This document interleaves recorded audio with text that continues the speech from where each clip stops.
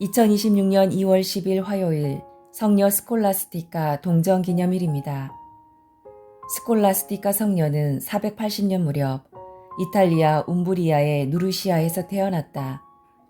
성 베네딕토 아빠스의 누이 동생인 스콜라스티카는 베네딕토 성인이 세워 맡긴 여자 수도원의 첫 번째 수녀이자 원장으로 활동하였다. 성녀는 베네딕토 성인과 영적 담화를 나누며 수도 생활에 대한 많은 격려와 도움을 받았다. 오빠를 따라 몬테카시노에 갔던 성녀는 그곳에서 547년 무렵 선종하였다. 제1독서 열왕기 상권 8장 22절에서 23절, 27절에서 30절의 말씀입니다. 그 무렵 솔로몬은 이스라엘 온 회중이 보는 가운데 주님의 제단 앞에 서서 하늘을 향하여 두 손을 펼치고 이렇게 기도하였다. 주 이스라엘의 하느님, 위로 하늘이나 아래로 땅 그 어디에도 당신 같은 하느님은 없습니다. 마음을 다하여 당신 앞에서 걷는 종들에게 당신은 계약을 지키시고 자애를 베푸시는 분이십니다. 어찌 하느님께서 땅 위에 계시겠습니까? 저 하늘 위의 하늘도 당신을 모시지 못할 터인데 제가 지은 이 집이야 오죽하겠습니까? 그러나 주 저의 하느님, 당신 종의 기도와 간청을 돌아보시어 오늘 당신 종이 당신 앞에서 드리는 이 부르짖음과 기도를 들어주십시오. 그리하여 당신의 눈을 뜨시고 밤낮으로 이 집을 곧 당신께서 내 이름이 거기에 머무를 것이다 하고 말씀하신 이곳을 살피시어 당신 종이 이곳을 향하여 드리는 기도를 들어주십시오.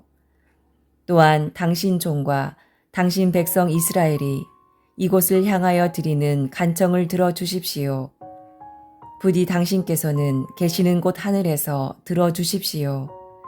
들으시고 용서해 주십시오.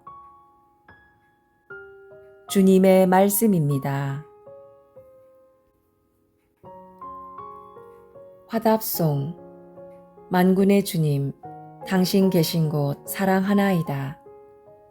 주님의 뜨락을 그리워하며 이 영혼 여위어 가나이다. 살아계신 하느님을 향하여 이 몸과 이 마음 환성을 올리나이다. 만군의 주님, 당신 계신 곳 사랑하나이다. 당신 제단 곁에 참새도 집을 짓고 제비도 둥지를 틀어 거기에 새끼를 치나이다. 만군의 주님, 저의 임금님, 저의 하느님, 만군의 주님, 당신 계신 곳 사랑하나이다. 행복하옵니다. 당신 집에 사는 이들. 그들은 영원토록 당신을 찬양하리이다. 보소서 저의 방패이신 하느님, 당신 메시아의 얼굴을 굽어보소서. 만군의 주님, 당신 계신 곳 사랑하나이다. 당신 뜰악에서 지내는 하루가 다른 첫날보다 더 좋사옵니다. 하느님의 집 문간에 서 있기가 악인의 천막 안에 살기보다 더 좋사옵니다. 만군의 주님, 당신 계신 곳 사랑하나이다. 복음, 마르코가 전한 거룩한 복음 7장 1절에서 13절의 말씀입니다. 그때에 예루살렘에서 온 바리사이들과 율법학자 몇 사람이 예수님께 몰려왔다가 그분의 제자 몇 사람이 더러운 손으로 곧 씻지 않은 손으로 음식을 먹는 것을 보았다. 본디 바리사이뿐만 아니라 모든 유다인은 조상들의 전통을 지켜 한 움큼의 물로 손을 씻지 않고서는 음식을 먹지 않으며 장터에서 돌아온 뒤에 몸을 씻지 않고서는 음식을 먹지 않는다. 이 밖에도 지켜야 할 관습이 많은데 잔이나 단지나 녹그릇이나 침상을 씻는 일들이다. 그래서 바리사이들과 율법학자들이 예수님께 물었다. 어째서 선생님의 제자들은 조상들의 전통을 따르지 않고 더러운 손으로 음식을 먹습니까? 예수님께서 그들에게 이르셨다. 이사야가 너희 위선자들을 두고 옳게 예언하였다. 성경에 이렇게 기록되어 있다. 이 백성이 입술로는 나를 공경하지만 그 마음은 내게서 멀리 떠나 있다. 그들은 사람의 규정을 교리로 가르치며 나를 헛되이 섬긴다. 너희는 하느님의 계명을 버리고 사람의 전통을 지키는 것이다. 또 이어서 그들에게 말씀하셨다. 너희는 너희의 전통을 고수하려고 하느님의 계명을 잘도 저버린다. 모세는 아버지와 어머니를 공경하여라. 그리고 아버지나 어머니를 욕하는 자는 사형을 받아야 한다고 말하였다. 그런데 너희는 누가 아버지나 어머니에게 제가 드릴 공양은 코르반, 곧 하느님께 바치는 예물입니다 하고 말하면 된다고 한다. 그러면서 아버지나 어머니에게 더 이상 아무것도 해드리지 못하게 한다. 너희는 이렇게 너희가 전하는 전통으로 하느님의 말씀을 폐기하는 것이다. 너희는 이런 짓들을 많이 한다. 주님의 말씀입니다.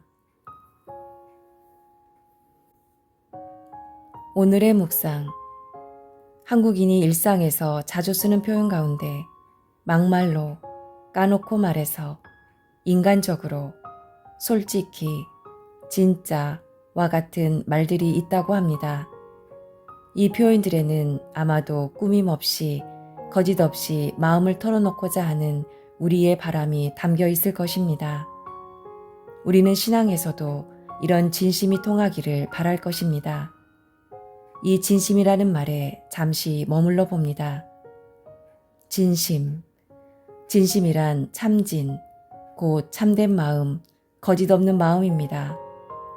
오늘 복음에서 주님께서 바리사이와 율법학자들을 혼내신 까닭도 바로 이 진심이 없이 규정에만 매달리는 행동과 태도를 비판하신 것이었습니다. 그렇다면 우리는 어떻게 진심을 가질 수 있을까요?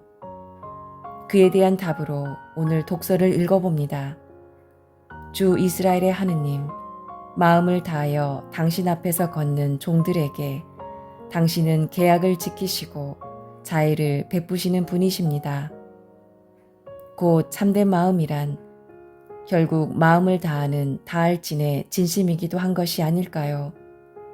하기야 참된 마음을 유지하는 것은 어쩌다 한두 번의 마음가짐으로는 불가능함을 우리는 이미 알면서도 너무 쉽게 잊는 듯합니다.